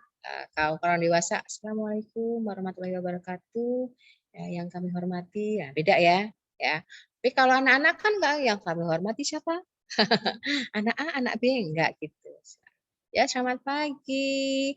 Aduh, ganteng-ganteng semua nih ya, gitu ya. Nah, itu sama anak-anak ya, anak-anak PAUD ya, mata. Apakah boleh memberikan? Boleh. Ya, gitu. Terkait apa misalnya? Integritas apa? Integritas yang lainnya. Ya, banyak. Satu aja yang kita ambil misalnya. Tentang kebersihan, ya itu kan juga bisa. Atau tentang apa ya? Banyak sekali kok ya untuk anak-anak misalnya ya. Jadi kita memberikan cerita, memberikan contoh gitu ya. Gitu. Kita perlihatkan film animasi itu bagaimana gitu ya. Nanti Anda masukkan, Anda sisipkan terkait dengan budaya anti korupsi gitu. Ya. Jadi saat membuka ini memang kita perhatikan benar. Pasti Anda sering lihat workshop ya atau sering mengikuti webinar ya. Ya, pada saat membuka itu kan pasti kita kalau pembukanya enak ya otomatis kita lebih apa namanya? Lebih respect gitu loh ya. Gitu. Dan selalu diingat ya. Wah, yang buka ini wah, gantengnya rak karuan, ya Allah Gusti ya, sopan santun ya. Biasa gitu, physically dulu ya. Terus baru bahasanya tertata gitu ya. Itu jadinya memang pembukaan itu harus kuat sehingga audiens itu akan mengingat ya. Kemudian pada saat penyampaian materi ya, penyampaian materi juga seperti itu. Ya, harus sesuai dengan rencana yang sudah kita buat. Jadi kalau ngomong ya jangan ngelantur kemana-mana ya nggak sesuai gitu misalnya. Nah ini adalah metode penyuluhan. Jadi metode penyuluhan itu banyak sekali. Tadi juga kelompok sudah memberikan contoh ya metode penyuluhan. Jadi di sini ada namanya Echa Kucha. Ya, Echa Kucha ini adalah metode yang ditemukan oleh Astrid Klein dan Mark Datham ya sebagai metode presentasi atau format presentasi yang unik, menarik, sederhana, hanya 20 slide. Ya. Masing-masing slide ini Anda tampilkan 20 detik saja, setelah 20 detik secara otomatis berpindah ke materi selanjutnya.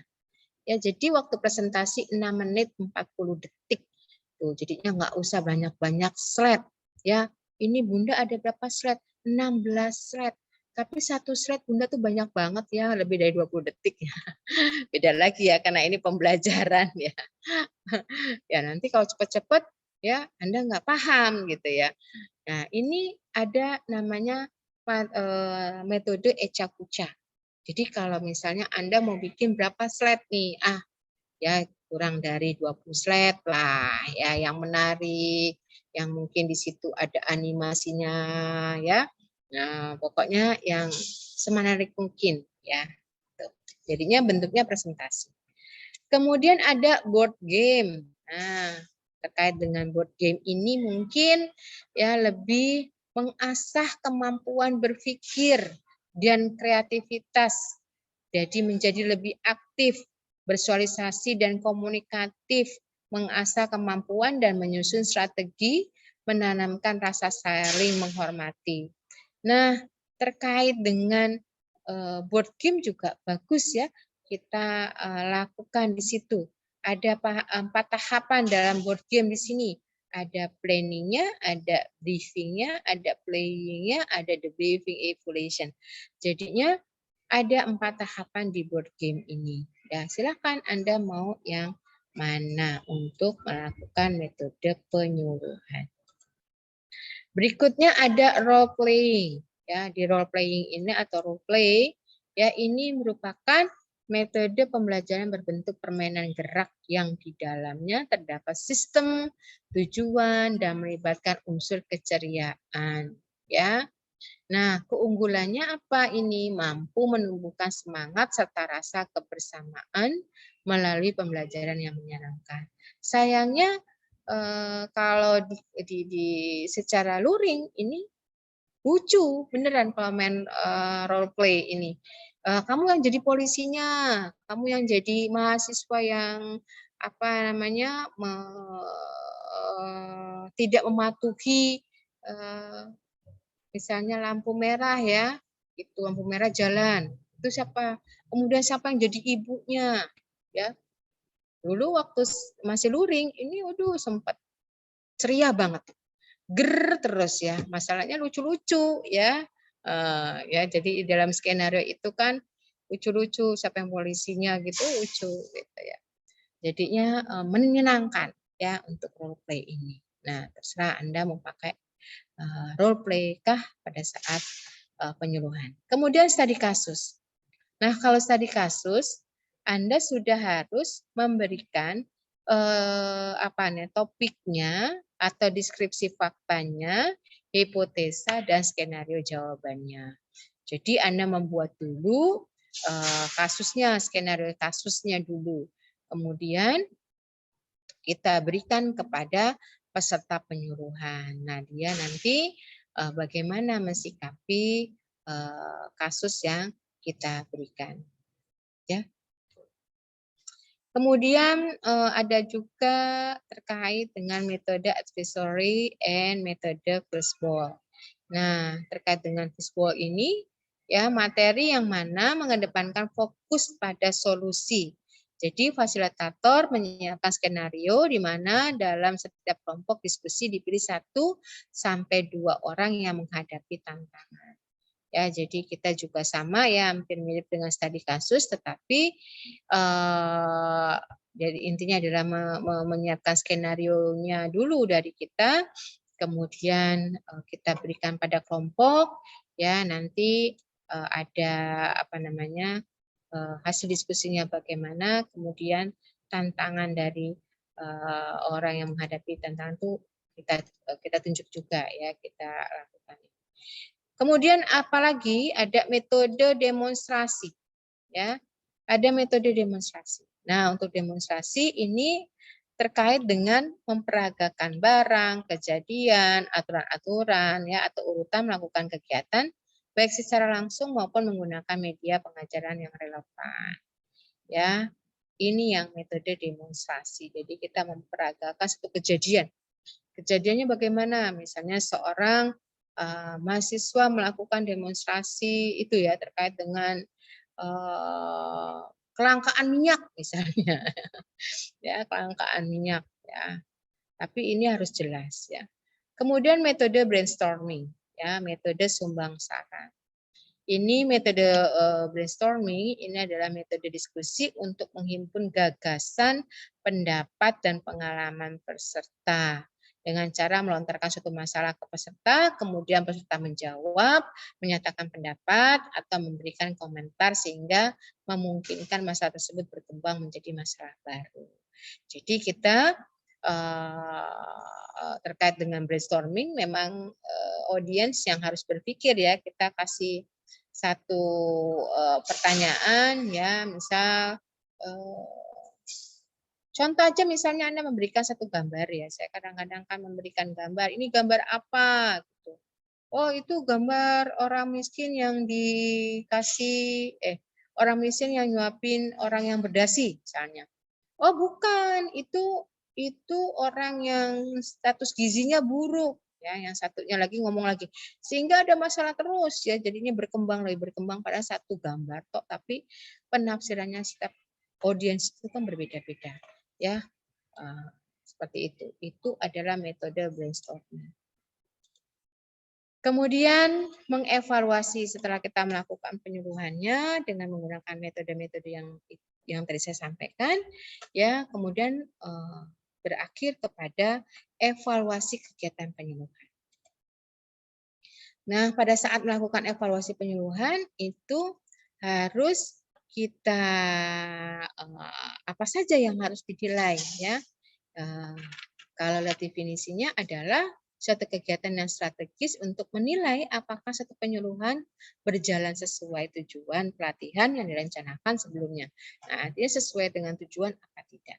Nah, terkait dengan evaluasi Kirkpatrick ini menyatakan bahwa evaluasi ada 4 tahap, ya, ada 4 level di situ. Yang pertama adalah terkait dengan level 1 atau reaksi. Bagaimana sih reaksinya?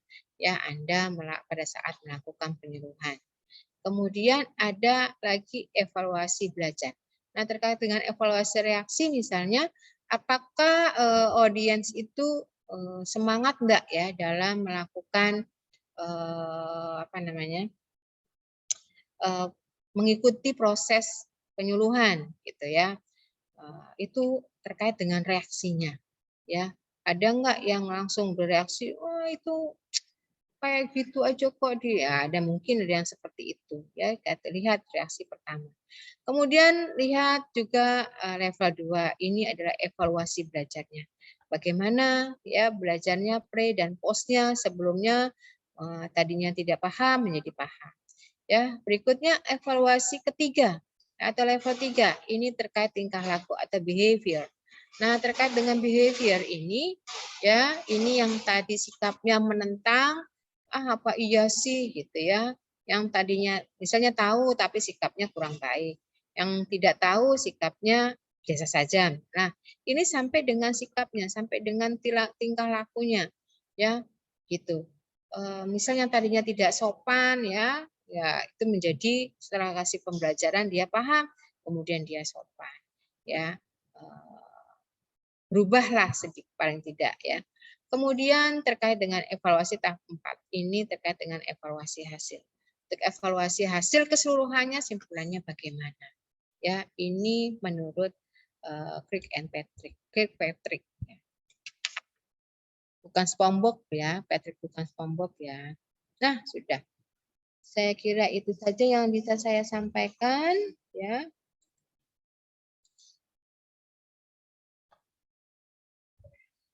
Ada yang ingin ditanyakan?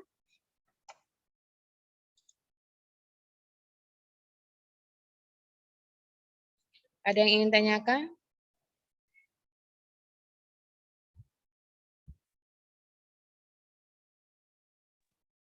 Bunda izin bertanya. Ya. Untuk tugas praktik mandiri maupun kelompok itu datanya kapan, Bun? Apanya? Deadline-nya. Apa maksudnya? Data apa deadline? Deadline. Deadline. Nah, di sini agak kurang ini. Deadline-nya. Oke. Kalau deadline terkait karena ini adalah ujian praktek, saya harapkan sebelum UAS. Ya, jangan sesudah UAS. Sebelum UAS harus sudah dikumpulkan melalui Fitri, ya, Master Fitri dengan Google Drive, ya. Satu ada makalahnya, artinya proposalnya. Yang satunya lagi adalah hasilnya, videonya. Itu yang individu. Kemudian yang kelompok, ya, satu kelas ada 53 ya mahasiswa ya? Iya, Bunda. Ya, 53 Anda bagi saja 5 kelompok saja. Jadi 10 ya, 10, ada yang 10, 11 ya. Ada yang 11, ada yang 10 ya. Ya, itu Anda untuk pembuatan filmnya, silahkan Anda mau judul apa, terserah ya. Tapi saya minta untuk skenarionya, ya. Skenarionya tertulis, ya, dilampirkan skenario maksud saya. Jalan ceritanya apa, ya. Kemudian misalnya kelompoknya Fitri, misalnya Cynthia, Afida, Dian, Ari, Mega misalnya. Cynthia sebagai apa? Sebagai anaknya kah? Ya, Alvida sebagai teman dari anaknya, Dian juga sebagai teman anaknya, kemudian Arimega sebagai ibunya, Fitri sebagai bapaknya, misalnya. Ini ingin menengahkan apa? Soal apa? Materi apa? Ya, gitu. Ya, yang hubungannya dengan kesehatan juga. Ya, gitu. Paham sampai situ? Paham, Bunda. Ya. Kemudian misal misal ini kan sudah tidak terlalu ini ya. Ya, yang rumahnya dekat-dekat misalnya dijadikan satu, kemudian Anda bikin skenario, kemudian Anda buat filmnya ya. Gitu. Bisa di luar, tidak hanya di dalam ya, tidak hanya di dalam ruangan ya, bisa di luar ruangan. Bagaimanalah terserah Anda mendesainnya, tergantung dari judulnya. Ya, gitu. Kalau dulu karena mahasiswa itu di asrama, jadi dia menggunakan fasilitas kampus ya, artinya dia di kampus, siapa yang menjadi, misal gini, itu yang pernah difilmkan ya. Dia sebagai kepala bangsa, misalnya, yang satu sebagai dokternya, satu sebagai apanya, ya, pasiennya. Kemudian dalam rangka tertib pada saat ngantri ya, ngantri pasien misalnya, itu nanti yang jadi susternya yang ngomong sama ininya, apa namanya, dokternya, dok, mohon maaf, nah, ini ada pasien yang ingin ini nih, gitu, misalnya. Ya sudah seperti film biasa gitulah, ya. Kayak gitu. Sudah cukup? Bunda izin bertanya. Ya. Untuk metode penyuluhannya apakah boleh lebih dari satu ya Bunda? Oh boleh, boleh Cinta, boleh, nggak apa-apa. Sebanyak-banyaknya, ya, nggak apa-apa, bagus malahan, ya. Boleh, medianya apa saja. Terima kasih Bunda. Oke. Ada lagi? Izin bertanya Bunda. Ya, siap. Untuk metode penyuluhan itu, kita itu 1 orang, 2 orang, atau banyak, ada ketentuan orangnya gitu enggak ya Bunda? Terima kasih Bunda. Itu tergantung Azizah nanti. Azizah ingin membahas apa, sasarannya siapa, berapa orang, gitu. Ya, tergantung Azizah, jangan tergantung saya. Tergantung Azizah, mau berapa? Mau 5? Mau 10? Silakan. Gitu. Terima kasih Bunda. Iya, siap. Ada lagi? Bunda izin bertanya. Ya, siap. Untuk penyuluhannya itu apa boleh dilakukan secara virtual atau melalui via Zoom gitu, Bunda? Soalnya semisal kalau mau melakukan penyuluhan kepada anak sekolah atau anak SD gitu, masih pada libur, Bunda. Nah, ya ini yang menjadi satu problem ya kalau via Zoom. Susah ya. Saya tuh kepengennya tuh langsung nyata sebenarnya, Fit. Ini ke pertanyaan Fitri kemarin ya. Sebenarnya sih apa sudah libur? Masih libur sih sekarang? Berapa udah libur sih sekarang? Sekarang udah libur, Bunda. Iya, kalau kemarin-kemarin belum ya. Gitu. Susah juga nih gitu ya. Nah, saya Fitri temannya yang terdekat siapa saja? Kan tidak harus anak sekolah, harus bisa teman ya, teman Anda misalnya remaja masjid, gitu, para ibu-ibu, gitu. Berapa orang kan nggak banyak-banyak, ya, 5 lah minimal, ya, 5 minimal. Ibu Anda, tetangga Anda, depan Anda, kakak Anda, adik Anda, udah 5. Udah nggak usah nungguin libur sekolah sama berangkat sekolah, nggak sampai nanti, ya gitu. Nah misalnya kok anak-anak sebelah depan kan ada sih anaknya kakak, anaknya anaknya siapa kan saya juga nggak tahu, ya toh.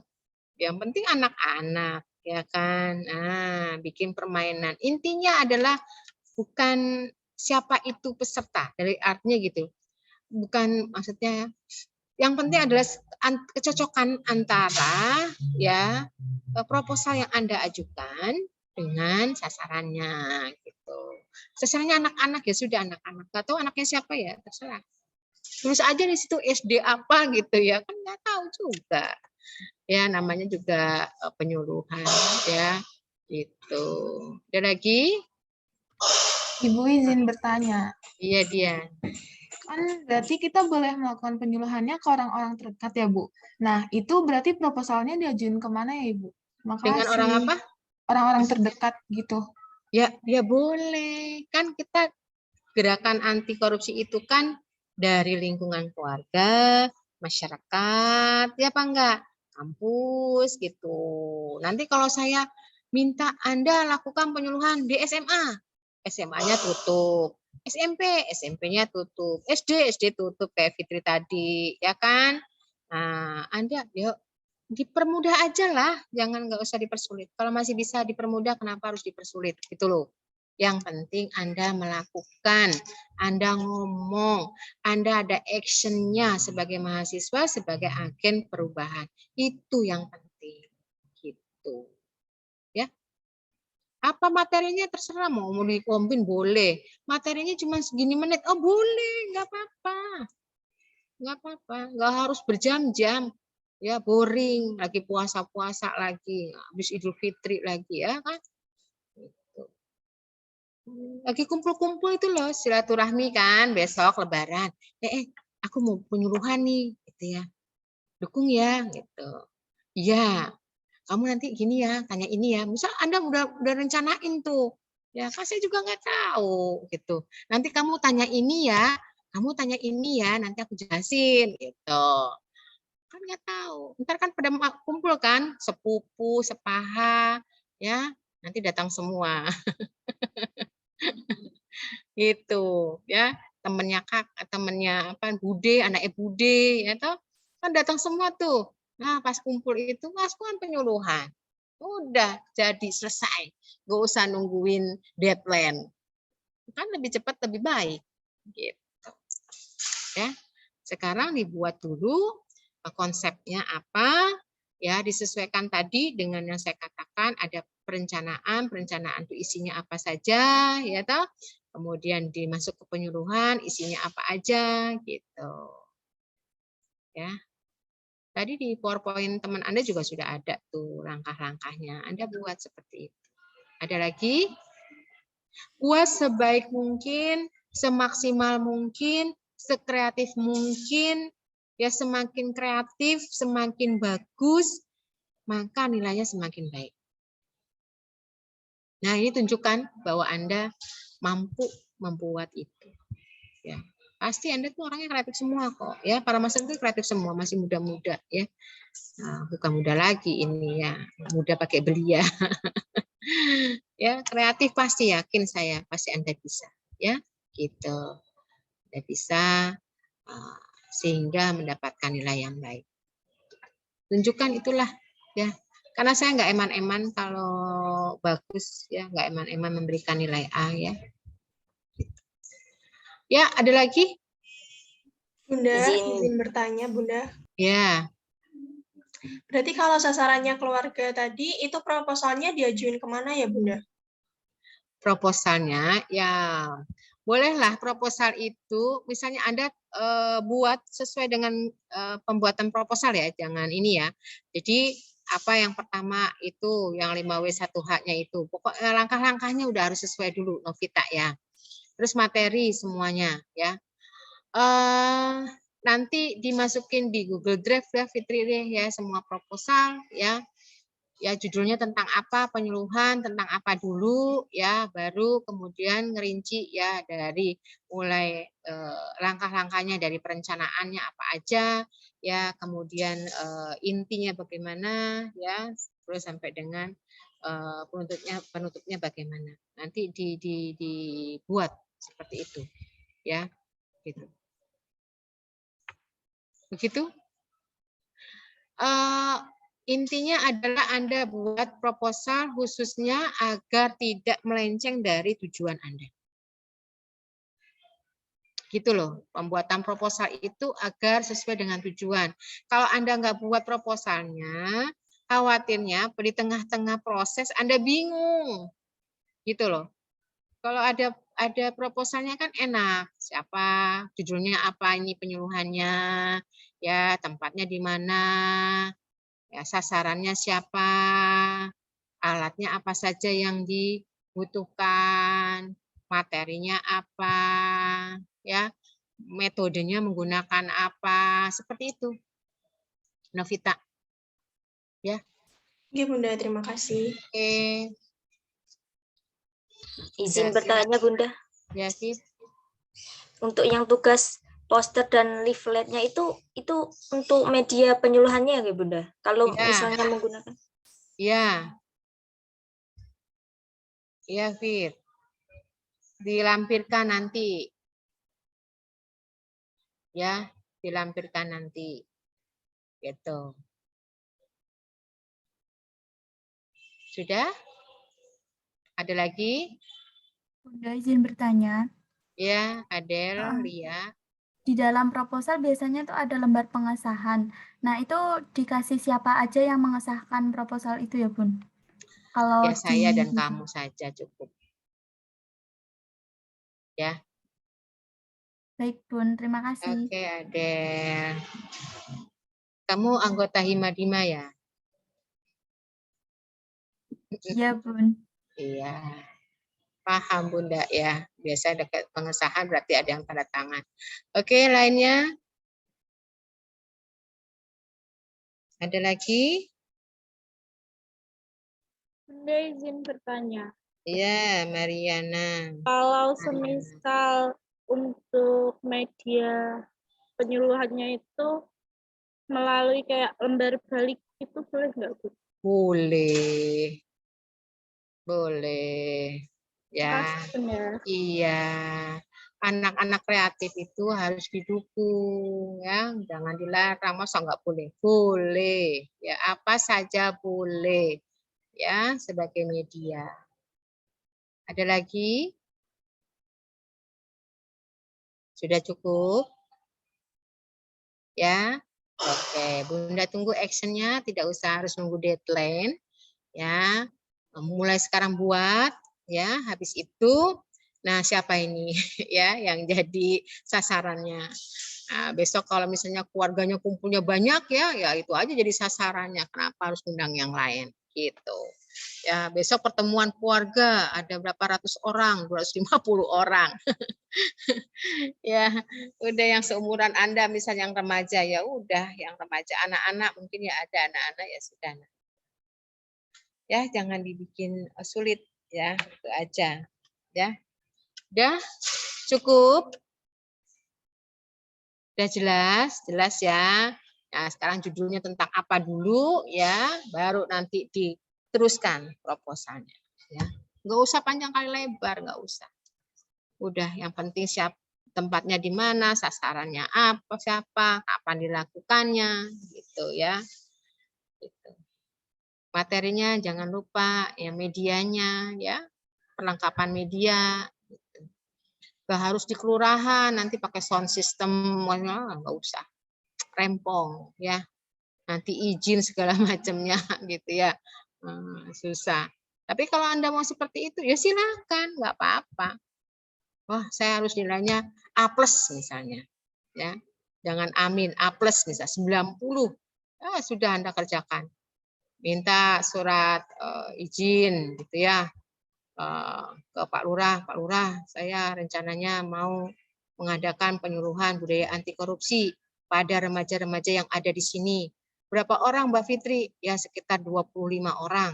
Oke, ini kan ada berapa RW ya, satu RW misalnya mewakili ada 3 RW, nah, mewakili ya 25, tinggal dibagi 3 RW berapa orang. Ya udah, teman kamu semua itu. Ya udah.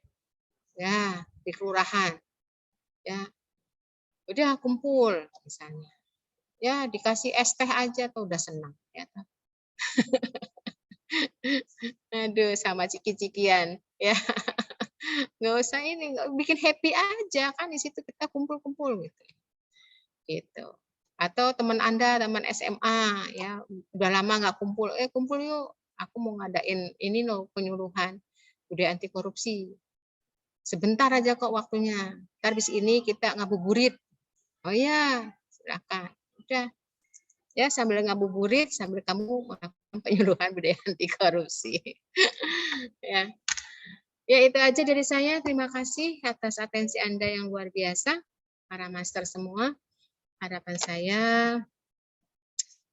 proses pembelajaran ini kita bisa menjadi pencerahan buat kita, kita menjadi lebih baik. Ya, itu yang penting. Ya, nilai nomor 2. Nomor 1 adalah berubahnya perilaku atau tingkah laku kita. Gitu. Karena nilai tinggi kalau tidak diimbangi dengan tingkah laku yang baik, perilaku yang baik juga percuma. Ya, yang pertama adalah sikapnya, behavior-nya yang berubah. Ya. Nanti behavior-nya berubah, sikapnya berubah, tingkah lakunya lebih baik, akan diikuti oleh nilai yang baik. Gitu. Ya, itu aja para master semua. Terima kasih. Ini komtingnya siapa ya? Komting. Saya Bunda. Afida. Afida, ini merupakan pertemuan terakhir di semester kamu. Di semester 2, sorry. Semester 2 ini adalah pertemuan terakhir. Mungkin untuk saya dan materi yang lain juga sudah berakhir. Ya. Jangan lupa membuat logbook. Ya, logbook pembelajaran. Ya, di PBAK, di Askep Hamil, terus di apa lagi? Dokep ya? Belum ya, dokumentasi belum ya? Ya semua MK yang ada di semester 2. Logbooknya. Bukan Afida yang yang membuat, tetapi diingatkan kembali para sipen-sipennya. Misalnya Fitri membuat logbook pertemuan 1 sampai pertemuan 14 untuk PBAK. Ya, gitu. Dari nama, tangga, pembelajarannya, ya judulnya, berapa mahasiswa yang hadir, ya, kemudian foto dokumentasinya, ya, seperti itu, ya, Afida. Ya, Bunda. Semua diingatkan kembali ini sipen-sipen yang ada di sini, Uma juga ya, Askep Hamil, kalau nggak salah, ya, gitu. Harus sudah buat, bikinkan Google Drive, kemudian kirim ke saya sebagai evaluasi. Itu saja. Terima kasih atas atensinya. Ini adalah pertemuan terakhir kita, ya. Besok minggu depan sudah Lebaran. Minal aidin wal faidin, mohon maaf lahir batin. Kalau saya punya salah pada Anda, tolong dimaafkan. Dan mudah-mudahan kita menjadi manusia yang lebih baik, ya, lebih baik dan lebih baik, ya. dan tentunya niat kita adalah memerangi korupsi. Ya, jadilah generasi yang memang berperan aktif ya dalam meniadakan korupsi di bumi Indonesia ini. Terima kasih para master. Ya, hati saya untuk para master semua, cinta saya untuk para master semua, luar biasa ya, cantik-cantik ya, dan hebat untuk Anda semua karena sudah kreatif dan mudah-mudahan diikuti dengan inovasi yang lebih baik. Terima kasih. Wabillahi taufiq wal hidayah. Assalamualaikum warahmatullahi wabarakatuh. Waalaikumsalam warahmatullahi wabarakatuh. Terima kasih Bunda. Terima kasih Bunda. Kembali izin live.